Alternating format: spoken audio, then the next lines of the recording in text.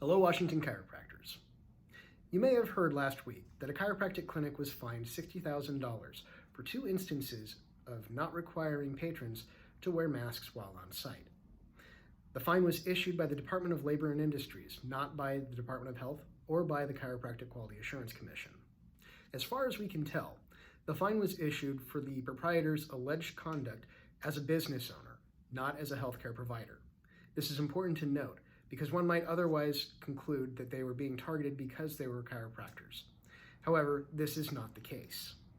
Had they been accused of a violation in their capacity as a healthcare provider, the issue would have been addressed by DOH.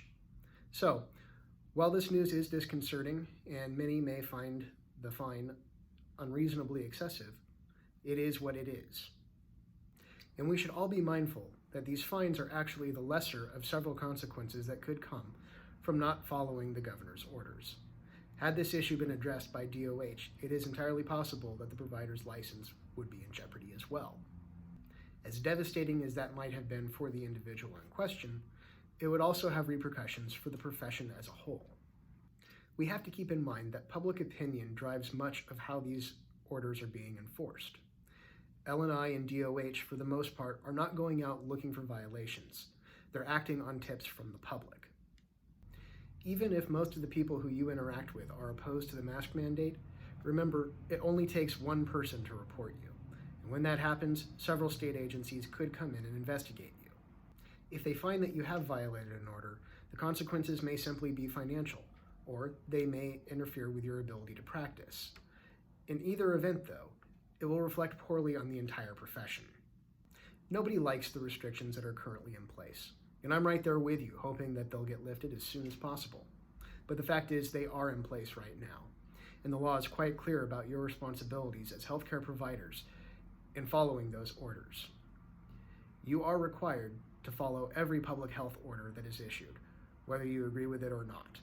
We're a full year into this pandemic, so by now, there's no excuse for not knowing that every business has to comply with the governor's orders. I urge you to absorb the lesson from L&I's actions last week. Now is not the time to become complacent or to allow pandemic fatigue to take over. Think of it this way.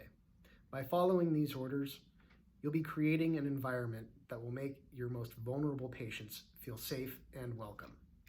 Happy, comfortable patients don't file complaints, and more importantly, they don't tell all their friends to stop going to the chiropractor. The services you provide are too important to risk being shut down, or to risk the viability of your colleagues' businesses. The mandates may be unpleasant and inconvenient, but they're not difficult to comply with.